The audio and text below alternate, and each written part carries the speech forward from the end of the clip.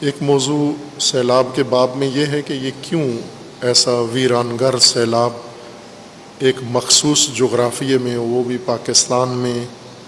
وقوع پذیر ہوا ہے۔ جو بات ساری دنیا میں کی جا رہی ہے اور اس میں کسی حد تک حقیقت ہے کہ یہی سرمایہ داری نظام نے یہ تباہی پھیلائی ہے، اس وجہ سے، اس طرح سے کہ انہوں نے اپنے سرمایہ بڑھانے کے لیے ایسی صنعتیں قائم کی ہیں بے تحاشا، ضرورت سے زیادہ، حد سے زیادہ، جو ایسی زہریلی گیسیں ان فیکٹریوں میں، کارخانوں میں پیدا ہوتی ہیں، گرین گیسز، جو زمین کے ماحول کو نابود کر دیتی ہیں۔ یہ مسلمات میں سے ہے، یہ کسی فرقے اور مذہب کا فتویٰ نہیں ہے، یہ سائنس نے ان کو بتایا ہے، سائنس پر ان کا ایمان قرآن سے زیادہ ہے، اور ساری دنیا جانتی ہے، یقین رکھتے ہیں کہ ایسا ہی ہے۔ سرمائی کی دوڑ میں، سرمائی کی لالچ میں، ہرس میں دھڑا دھڑ ایسے کارخانے لگا رہے ہیں، اور جو ان کو مصنوعات جو بنا کر دیتے ہیں وہ اتنی مفید نہیں ہیں۔ ان مصنوعات کے بنانے میں جو گیسیں تولید کرتے ہیں، پیدا ہوتی ہیں، وہ بہت تباہ کن ہیں، جنہوں نے انسانی ماحول زمین کے لیے تباہ کر دیا، برباد کر دیا ہے، جو اللہ تعالیٰ نے ایک طبعی نظام بنایا تھا۔ خوب ظاہر ہے کہ یہ بات اس وقت گردش میں ہے۔ بعض مغربی ممالک کے پارلیمانی نمائندوں نے اپنے پارلیمنٹ میں یہ کہا ہے کہ پاکستان ہمارے جرم کی سزا بھگت رہا ہے۔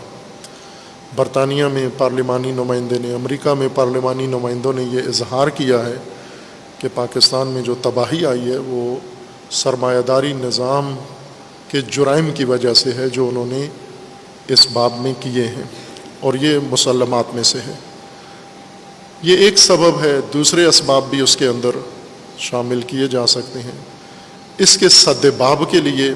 پاکستان کے بارے میں ہے کہ پاکستان شاید گرین گیسیں پیدا کرنے والا سب سے آخری ملک ہے کہ جس کے اندر چونکہ صنعت اس طرح سے ہے نہیں ہے، اور وہ صنعتیں خصوصاً جو زیادہ زہریلی گیسیں، گرین گیسز پیدا کرتی ہیں، وہ کم ہیں موجود ہیں، لیکن جتنی مغربی دنیا میں ہیں یا چائنا میں ہیں اتنی پاکستان میں نہیں ہیں۔ اس لیے پاکستان کا زمین اور موسمیات کو آلودہ کرنے میں حصہ کم ہے، لیکن بربادی میں سارا حصہ پاکستان کے حصے میں آ گیا۔ خوب یہ مجرمین ہیں جنہوں نے یہ کام کیا ہے، اور اللہ تعالیٰ اس مصیبت زدگان کی بددعاؤں کے نتیجے میں انہیں سزا دے کہ ایسے ہی ان کے ساتھ بھی ہو، اور ان کی صنعتیں بھی اور خود بھی اسی طرح طوفان نوح کی طرح ڈوبیں، انہیں پتہ چلے کہ نہت فقیر بلوچیوں کو اور سندھیوں کو کس طرح انہوں نے اس عظیم مصیبت میں گرفتار کیا ہے۔ البتہ یہ اس سال کی بات نہیں ہے، یہ کئی سالوں کے عمل سے جغرافیائی تبدیلیاں یا موسمی تبدیلیاں آتی ہیں۔ بہرکیف یہ نقصان ہوا ہے، اور اس نقصان، اور یہ ہوگا، چونکہ موسمیاتی تبدیلیاں یہ آخری سال نہیں ہیں، اس کی سزا خود یورپ کو بھی مل رہی ہے۔ یورپ میں یہ سب سے زیادہ گرم سال گزرا ہے اور خشک سال گزرا ہے۔ ان کے چشمے، دریا، نہریں خشک ہیں اور خود بھی پریشان ہیں۔ اب ایسا ہی ہوگا، یا کئی سال مسلسل پانی کی بوند بھی نہیں ٹپکے گی، یا پھر ایسے برسے گا کہ اس میں انسان ہی ڈوب کے مر جائیں گے موسمیاتی تبدیلیوں کے نتیجے میں۔ پاکستان کو اس میں یہ حصہ ملا ہے، لیکن پاکستان کے اندر سے اس کے لیے کوئی آواز حکومت نہیں اٹھا رہی، کوئی طبقہ ایسا نہیں ہے پاکستان میں جو اس طرف اشارہ بھی کر رہا ہو، اور ان سے اس کا تاوان وصول کرنے کے لیے بھی تیار نہیں ہے۔